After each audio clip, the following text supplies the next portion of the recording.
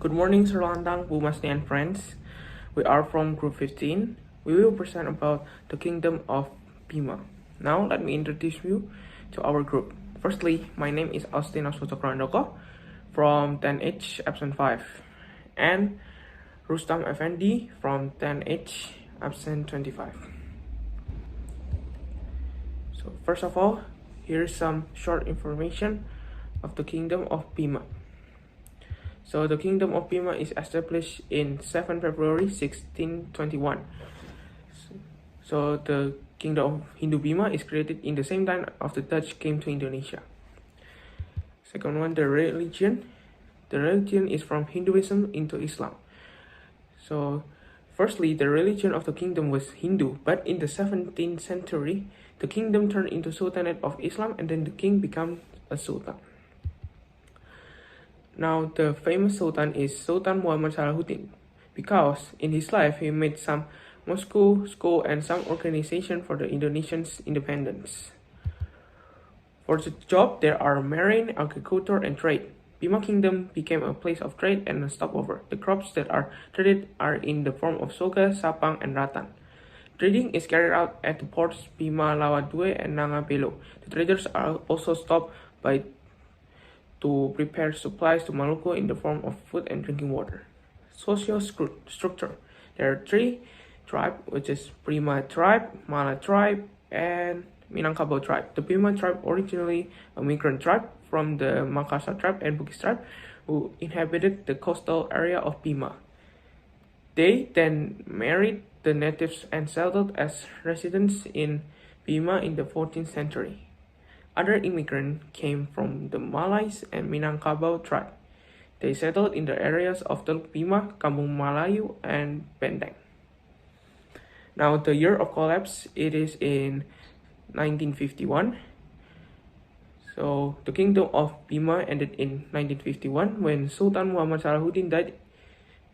In addition, previously, Bima had recognized the sovereignty of the Republic of Indonesia and become part of it. And then the next slide, period of the founding of the Bima Kingdom. So at first, the Bima Sultanate was a group of Bima tribe who embraced animism and dynamism. The Bima Kingdom was founded in the 11th century AD under 2 names, namely the Bojo Kingdom and the Bima Kingdom. The Bojo Kingdom is the name given by the traditional leaders called Dulhi, while the Bima Kingdom is the name given by the community. After forming a kingdom, Sang Bima went to the Medang Kingdom. He then sent his 2 sons, Indra Samrud and Indra Kumala, to Bima Kingdom. Indra Samrud was appointed as Sangaji in Bima, while Indra Kumara was appointed as Sangaji in Dombu. In 1540 AD, preachers and traders from the Sultanate of Demak came to the Bima Kingdom to spread Islam. The spread of Islam was carried out by Sunan Prepen, but it was not expressionless after Sultan Renggono died in the same year. In 1580, the spread of Islam was addressed by preachers and traders. Furthermore, the spread of Islam in the Bima Kingdom was continued by Sultan Alauddin in 1690. The Kingdom of Bima finally became a sultanate after its king named Lakai became a Muslim on 15 Rabiul Awal in 1030 Hijriah. And then the next slide. In Malay manuscript, it is known that Islamic teaching entered the Bima Kingdom around the 17th century. Although Islamic teachings had entered the Bima Kingdom, the royal family at the time that was not willing to accept it. Raja Bima Rumata Mambura in Batalambu and their families were not yet willing to convert to Islam. There was a rebellion from the people and other loyal members because the royal family has not accepted Islam. Finally, Islam officially became the religion of the kingdom, replacing Hinduism. And the title of king was changed to Sultan. Sultan Abdul Qahar I spread Islamic teachings throughout the territory of the Sultanate of Bima until his death in 1640 AD. The Sultanate of Bima was then ruled by his son, Sunan Abdul Qais Sirajuddin.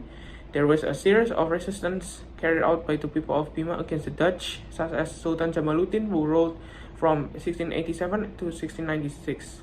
They fought together with the people until he was finally imprisoned in Batavia in 1695 until his death.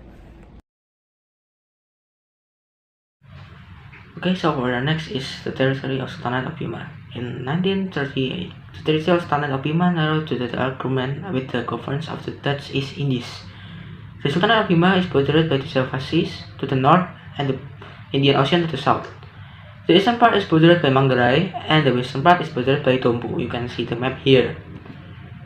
And then, next is the famous ruling sultan. Firstly is the Sultan Ismail.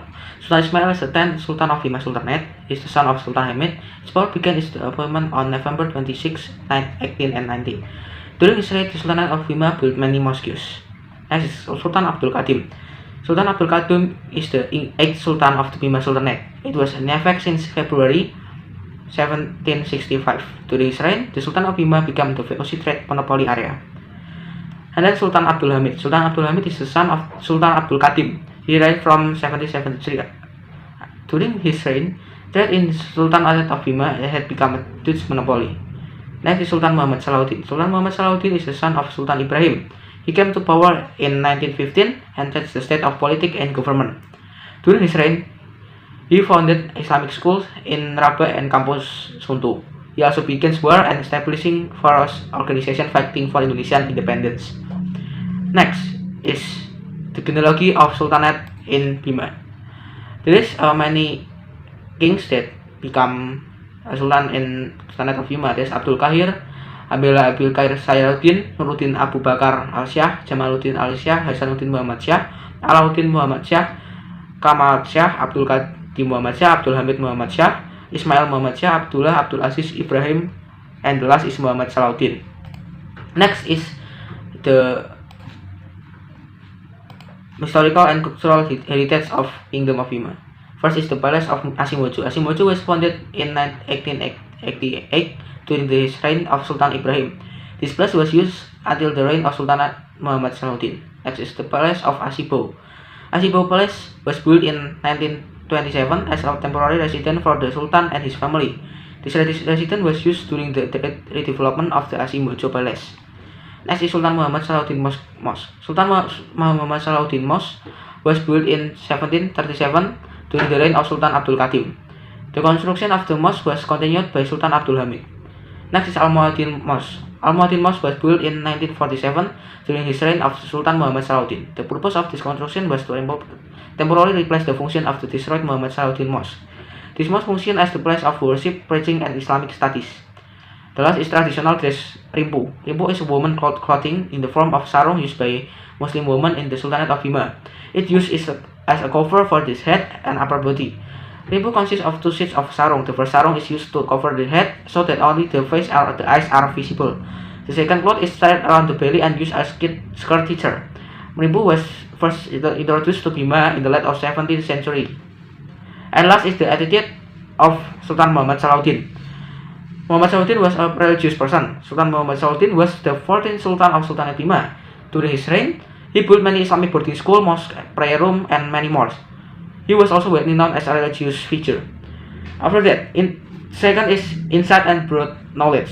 When he was a child, he learned how to read the Al-Quran, learned archery and horse riding, and other crowd activities. And then the third is honest, wise, and simple.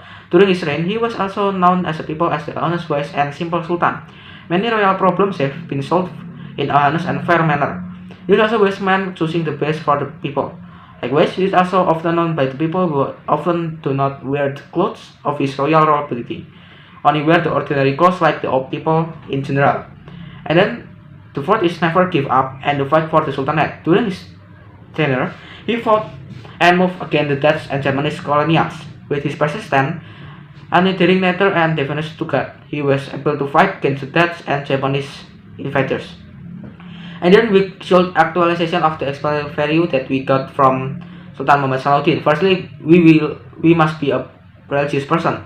Therefore, as the young generation of Indonesia, we must imitate the exemplary attitudes of Sultan Muhammad Salahuddin. Religious attitude is very important in the future. Everyone should be able to increase their belief in God and on their religion.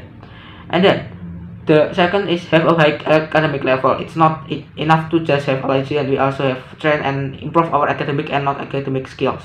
So that the goal that is in the future we can be successful and the life be for useful for other people. And then the third is be honest, wise, and simple. To the next point, we must follow the exemplary views of Sultan Muhammad Salahuddin, namely to be an honest, wise, and simple person. In the days when we become student, we must take these 3 points. The most important that show we that always honest in learning, for example, not chatting and do something else. And then the last is never give up for our goals. We must be able to never give up to reach our goals because success is in our hands and our shoulders. That's it. The end of our presentation. Thank you for watching on this presentation. Hope you can always know about this kingdom Bima, and see you again for the next video. Bye.